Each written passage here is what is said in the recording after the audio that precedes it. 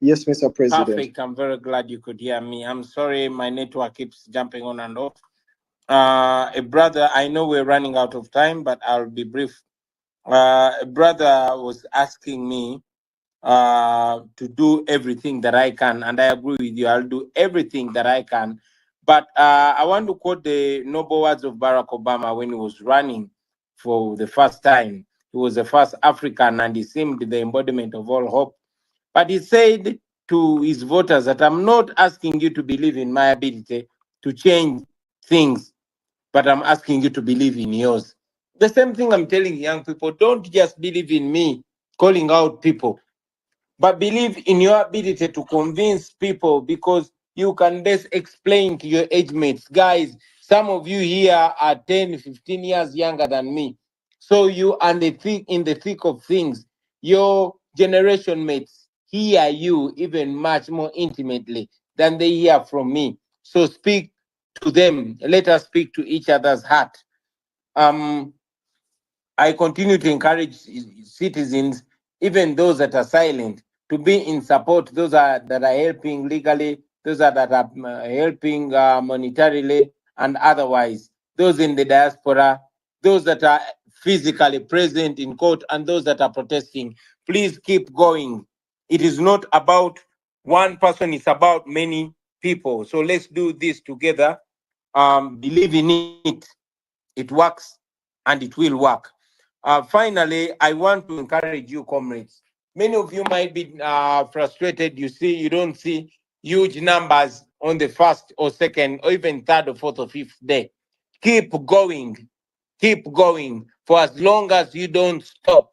Keep going. When they tear gas, you keep going. They imprison you, you come out. Keep going. This is the most powerful thing that this regime has ever dealt with, because you are non-violent. Stay non-violent. Don't allow anybody to abuse your noble cause. Don't allow anybody to come and divert these criminals and the like. I know the regime will also try to plant criminals among you so that they can get justification. They'll plant thieves to steal people's merchandise, and then they'll say, now the riots have turned violent. Don't be hoodwinked into that.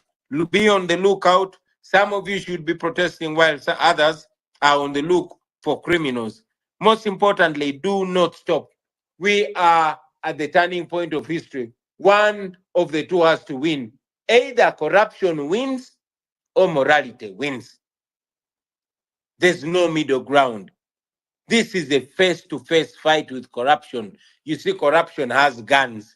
Corruption has the courts of law. You've seen the wife of this man, Don Wanyama, is a judge. So she, I'm told, is one of the judges that were just, sending people to jail to deter you from further protests. No wonder the husband is leading a national newspaper that was reduced to a tabloid that declared that protests had flopped. They're going to use all manner of machinations on you, but don't stop. Keep going, keep going, keep going. One of the two has to win, either the people or corruption. I'm sure if the people say they will win, they will win. We are together at every turn. I'm going to go ahead to encourage my fellow leaders. I'm sure many of them are here, but all other Ugandans, no matter your political affiliation, no matter your tribe, no matter your gender, no matter your age, and even those that are protesting, don't turn away anybody. Encourage everyone. If this is what is to bring us together as the people of Uganda, so be it. Let us all come together and save our country. I thank you very much, and I'm looking forward to more interactions with you, friends. God bless.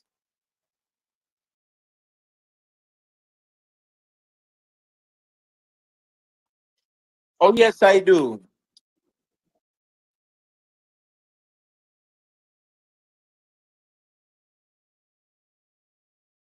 That's all right. That's all right. Please go ahead, Remy, and shoot your question. Um, Thank you so much, Honorable Chaglanyi. My name is Remy Bahati, and I'm a journalist. Before I pose my question, I have an observation to point out but also pose a question. But before I do that, I want to commend you for your strong stance against corruption. Your words today on this space do reflect deeply on all of us who hate Anita Among's BS and President Yoweri Museveni's defense of corruption. So thank you for that. And thanks to the hosts. When I met you in New York the other day, I told you that I'm going to be that consistent and annoying voice in your ears when I see something is off. And something that I want you to address on this space is the issue of consistency and solidarity within the opposition. It's good to hear you speak passionately about what happened in Kenya. We all saw those protests. They were absolutely mind-blowing. And the people of Kenya won with the world rallying behind them in solidarity. And from their success, we learned two important lessons. That's consistency and solidarity. I want to take you back and look at your own campaigns that you've been running. And in particular, one campaign that I want to point out is the Bring Back Our People campaign, which initially garnered significant global attention and support from several opposition supporters and the world when your people were abducted post-election. But despite the initial success of this campaign, it has faded. And now we are back to internal conflicts of you fighting with Matthias Impuga or tthe. And this is a prime example of how a lack of a consistent strategy and difficulties in maintaining prolonged pressure and unity can hinder people's power. This is just an observation. And there's some other campaigns that you've been running which appear fragmented, reactive, and uncoordinated. And this is not me gaslighting you. I'll just use your word. I'm not gaslighting you. It's just an observation, which from the people that we talk to, from other observations, especially in the diaspora here, it's undermining the public confidence and will eventually diminish the impact of these campaigns that you're running. Stop corruption. And the inconsistency in the messaging of NUP has made it very difficult to sustain momentum, which is leading to internal divisions again and shifting priorities that dilute the effectiveness of these campaigns. Again, these are just observations and lessons we learned from the Kenyan protests. So my question is, with all that you've said, all these beautiful words you've said on this space, empowering the young people to get out there on the streets, at the end of the day, they're going to be jailed, which is a sacrifice we're all making. Some of us can't even come back to our country because of what we've written and the activism we're doing. So what specific steps are you going to take to enhance solidarity and consistency in your messaging in all these campaigns you're running to sustain the momentum and effectively mobilize Ugandans, mobilize your supporters to go out there and remove the dictator, like you always say? I'm just going to quote you, remove the dictator. So I would really love to hear your thoughts on that, and I'll hand over the microphone to you. Thank you.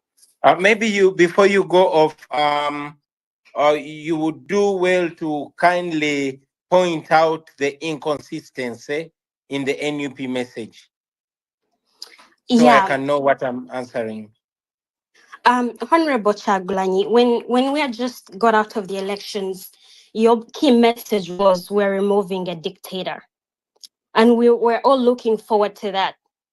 And again, like I said, I'm not going to be that voice on this space to clap for you when I know you have the potential to do. You're always doing great. So I'm just re-echoing what I know. You're removing the dictator. You ran a campaign of Bring Back Our People.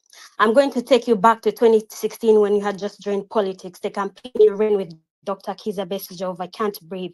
All these are campaigns which have faded as time goes by. And have you taken time to assess the impact of these campaigns that you've run? And how can we get this confidence that even today, when these young people are marching to parliament, they're really going to stop Anita Among, or are going to have Anita Among and the likes of Matthias Impuga resign from their offices? Thank you very much, my sister Remy. You pointed at us changing our calls or hashtags or mentions from stop social media taxing to running for president, and we say we are removing a dictator, and then to bring back our people, and so on. And now saying no to corruption, and also, embracing the march to parliament, fighting corruption. Why do we keep shifting? I don't think we keep shifting. You remember that in one of Mandela's books, he wrote and said that under a dictatorship, it is not the freedom fighters that determine their course of action. Their course of action is determined for them. It is not as our mission was to change our country. We want to change our country. And yes, we want to remove a dictator. And when we went to the election, we wanted to overwhelm the dictatorship. Yes, we won, but we were rigged out. And, brutality was unleashed. They pushed us from claiming our win to claiming the right to exist, because they started abducting people, and we were reduced to demanding for our people. As we speak right now, those people are still missing, and we are demanding for their unconditional release. So it is what the dictatorship does. Today, when they arrest me, we might be pushing for a certain campaign. But when they abduct Remy Bahati, we are going to be diverted to free Bahati. The same way, young people are supposed to be strategizing on where to march on Tuesday, but they are strategizing on how best to raise bail fees for their comrades. This is not inconsistency, Bahati. This is pragmatism. This is dealing with the challenges that they keep throwing to us. We are still on a mission to remove a dictator, unless, of course, if you're saying that we resigned to apathy and allowed General Museveni to rule us illegally and unconstitutionally. And we've not given up on that.